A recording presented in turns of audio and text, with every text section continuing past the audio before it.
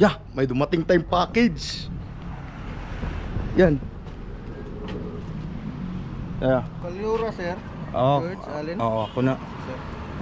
Okay na. sir. Okay na. Napirmahan na. Scripted lang to. Salamat kaya.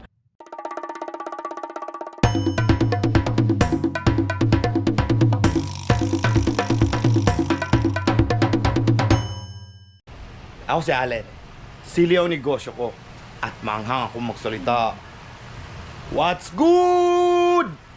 So, another aquascaping vlog na naman, guys. And this will be our unboxing. Unboxing yung gagawin natin today. Dumating na kasi yung plants na in-order ko from Marikina na ilalagay ko dito sa aking Dutch style. Yan, pailawan natin. Ay, hina. Mahina yan. Yan, lakasan natin konti. Yan, tama na yan. Yan, dadagdag natin dyan sa gitna. So, wala nang paligoy-ligoy pa. Umpisa na natin ang ating pag-unboxing. Let's go! Oh, ayan na guys. Dumating na yung package natin. Yan, from Marikina. So, umpisa na natin i-unbox to. Galing pala ito kay C&M Fishcape Unlimited. So, big shout out sa C&M Fishcape Unlimited. Sobrang smooth ng transaction namin. Walang ka-hassle-hassle sa ka-transact. So, ayan na. Umpisa na natin siyang buksan.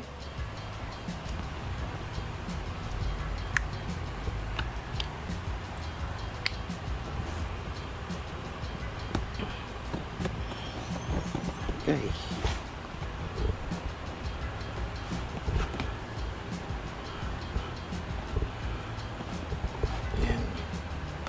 Medyo nahihirapan tayo magbukas, guys, dahil sobrang laki ng ating kutsilyo.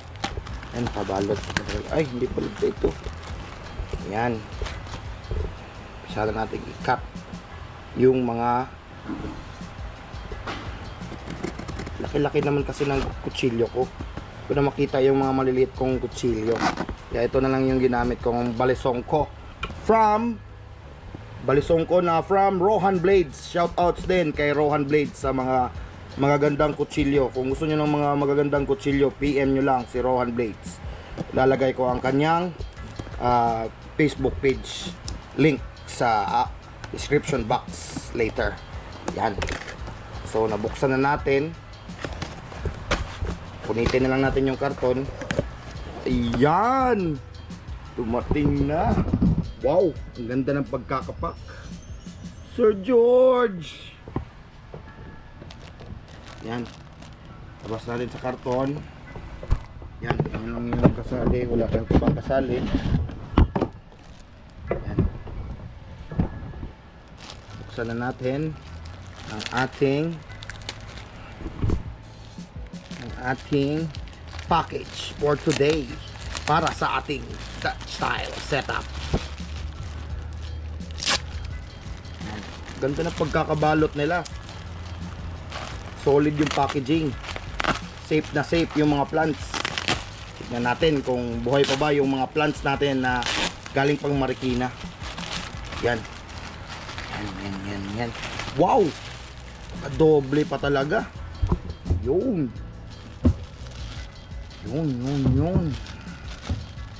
Ah, dami. Kala ko konti lang. Kala ko isang piraso lang. Ito ang bago nating tanim, which is ang anubias. Kalimutan ko na kung anong anubias to. Basta anubias to. Yan. Ganda. Bagong strain ko ng anubias. Dami na. Dami nito. Yan.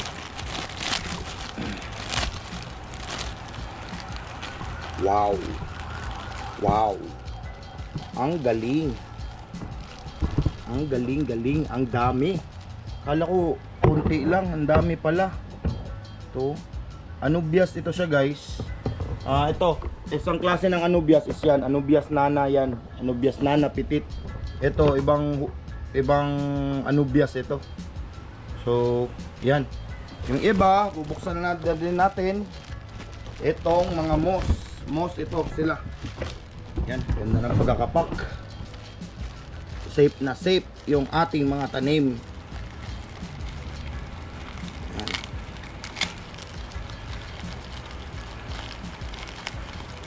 Tama pala, nakalimutan ko. Hindi pala giant Precedence moss yung in order ko. Instead of that, itong yung Anubias yung pinili ko. Ah, meron pa rin. Meron din pala. Check na. Ay, parang hindi ito. Yun, no? Yun, no? Precedence moss, baby. Yan. Pero parang malalaki to na Precedence moss, ah. Yan. Precedence moss ang tawag dito, or Phoenix moss. Ayan. Yan ang pagkakagawa. Ang kalamangan lang nito is pwede mo nang idiretso lagay sa ano, kasi nakaset na nga siya na parang ganyan. Ayan.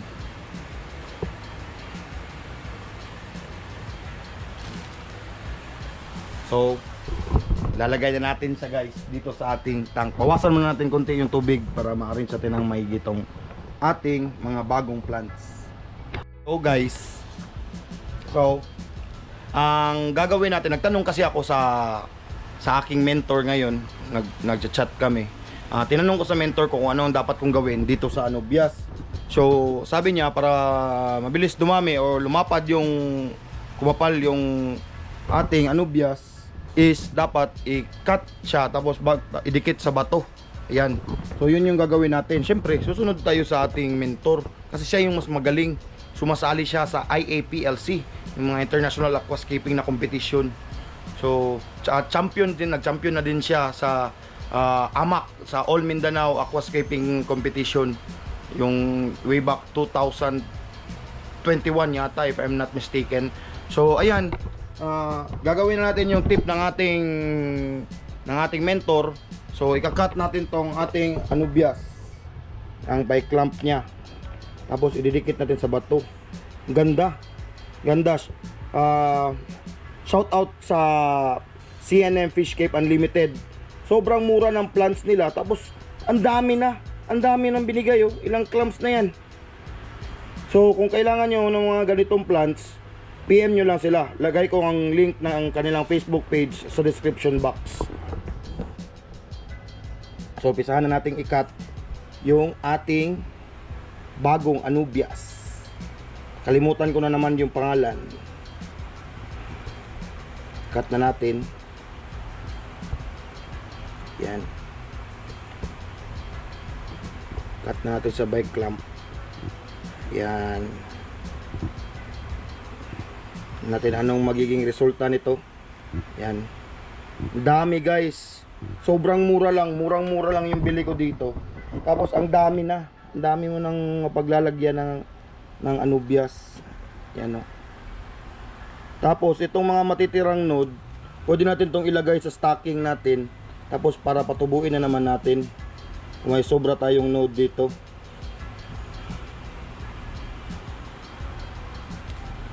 Yan. Kasi na siya naghihiwalay. Dami guys. Ilang clamps na to, oh. Ilang clamps na yan. Solid, napaka smooth pa ng kausap ng CNM Fishcape Unlimited. Yan. Kakat natin. Oh no. Yan.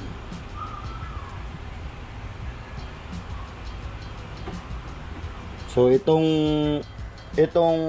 rhizome niya, ikikip pa rin natin yan kasi tutubuan pa rin yan ng mga dahon. So yan lang yung ititira natin. Tatalian natin to doon sa ating stocking tank. So, didikit na natin sa bato itong ating bagong Anubias. Super glue. Didikit na natin siya.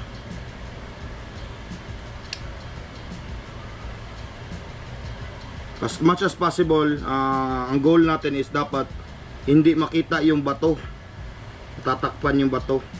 Or makita lang siya pero kunti lang. Yan, dinikit na natin. Tayo lang tayo ng ilang seconds para siya ay dumikit. Yan, didikit natin na parang walang makita hanggang sa hindi makita na yung bato. So, ang kagandahan daw dito, sabi ng mentor ko, kapag hinihiwalay-hiwalay mo sila, is mabilis siyang kakapal. Maglalabas siya ng mga bagong dahon. Well, ang anubias naman is a slow grower plant. So, okay lang ilagay natin sa mid. Kasi nga medyo mahaba siya, pero okay lang yan kasi mga stem plants naman yung background natin.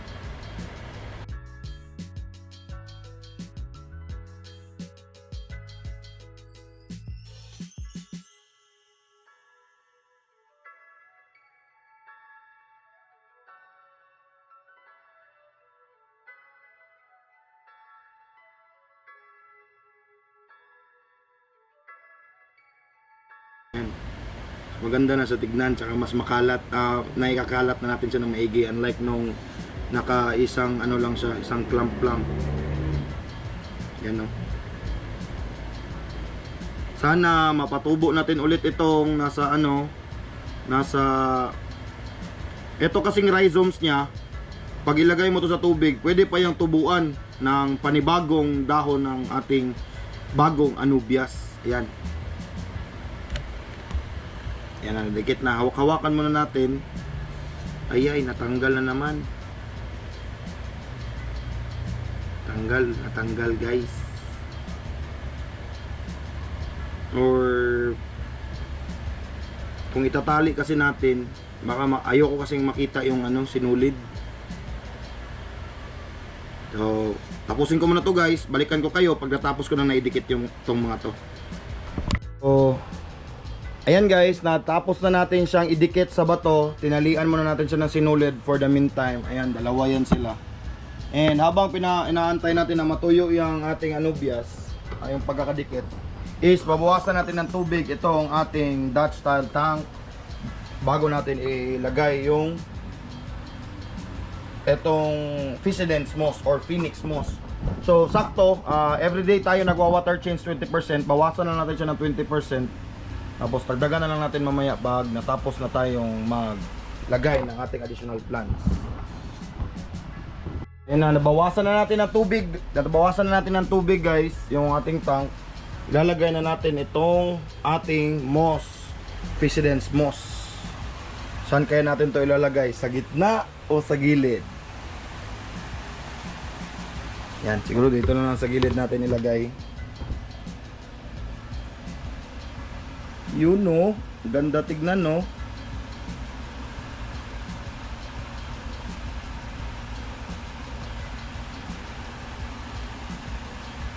Yan, ganun lang. Lubog natin siya konti sa ating aqua soil para magmukha siyang natural. Yan.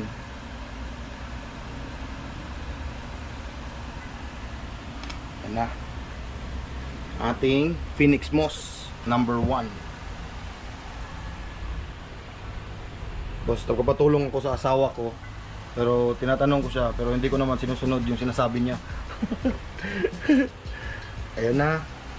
So next is ito na, ano, pangalawang Physidens moss. Lagay natin dito para maging balanse yung ating Dutch. Ito, igigilid na natin to konti, ididiinan lang natin konti sa aqua soil. Ayan, ito din. Ayay, natanggalan na. So, okay lang yan guys, tutubo din naman yan ulit. Yan. Yan. Nilubog natin siya ng konti sa aqua soil para natural tingnan. Yan. Yan na. Ilagay na natin ang ating Phoenix moss. So, antayin lang natin tumuyo to, tapos ilagay na natin agad dyan sa gitna. aquascaping tipid tips na naman tayo. So, etong sobrang rhizome, ginupit-gupit kasi natin yung ating isang clump ng Anubias glabra variegated. So, may natirang rhizome. So, guys, wag nyong itatapon tong mga ganito. Pwede nyo itong itali sa lava rocks. Tapos hayaan nyo lang siyang tumubo. Matutubo pa ito ulit. Magkakadahon yan ulit soon. Pero yun nga, base sa research ko, ang Anubias ay a slow grower plant. So medyo matagal-tagal pa bago tumubo. Siguro mga 3 months siguro bago ito magkakadahon ulit. So yun na, tali ko na. Tapos ilagay natin doon sa ating stocking tank natin sa labas. Natali na natin siya sa lava rock. So ilagay na natin siya sa ating stocking tank dito sa labas. So ayan, yung mga ibang Anubias is tumutubo naman dito. So thinking ito tutubo din ito dyan. So ayan na yung mga Anubias ko. Anubias nana yan. So ngayon may bago na naman tayong dagdag sa ating Anubias collection. Diyan na natin yan siya ilalagay. So ayan natin siyang tumubo. At baka makapag-harvest tayo dyan soon pag may gagawin na naman tayong bagong setup. So ayan, mga sobra ko sa Dutch, dyan ko nilagay. Ayan, may isa pang Anubias na malaki. Ayan, crypto ko rin, tsaka Java Fern. So yun, I think tuyo na siguro tong ating Anubias glabra variegated na dinikit natin sa bato. Tinali muna natin for the meantime. Tuyo na siguro to, pwede na siguro tong tanggalin at ilublob na natin sa tubig. Pang tuyo na ang ating Anubias glabra variegated na ikinabit sa lava rock. Ayan, pag nakaharap siya, hindi masyadong kita yung bato, yung lava rock natin. So ayan, tanggalin na natin sinulid para i-check natin kung tuyo na ba ang super glue na idinikit natin. Kakat na natin, ayan. Pang tuyo na nga. Tuyo na nga. Pero parang dumikit pati yung sinulid. Yan. Tanggal na. Dumikit pati yung sinulid. Yan, natanggal na natin. So, yan na. Tuyo na nga siya. Pwede natin ilagay yan sa loob ng ating tank. Yan, pati itong isa. Tanggalan natin ang sinulid. Yan, perfect. Tuyo na. So yan, pag nakaharap yan sila, hindi nakita yung mga bato. Tsaka ididiin natin konti ito sa aqua soil para hindi nga makita yung bato. Kasi usually yung Dutch is dapat wala talagang hardscape yan. Aqua soil tsaka plants lang yan. So na, lalagay na natin ating Anubias glabra variegated. Yan, didiin natin ng konti. Yun. Anubias glabra natin. Variegated yan guys. Ayan, kita nyo yung dahon may puti-puti. Variegated yan. So tamang-tama nga lang. Medyo napuno na tignan yung ating Dutch style setup. Ito, ang second stone na pinagdikitan natin ng Anubias glabra natin. Anubias glabra variegated yan siya guys. So ayan, itingin lang natin ng konti para maganda siya tignan. So ayan na. Ayan na yung magiging hitsura. Medyo natabunan niya yung mga stem plant sa likod, pero okay lang yan kasi hahaba naman yan, tataas naman yung ating mga stem plant sa likod. Lagyan na natin ng tubig, tapos final B-roll tayo.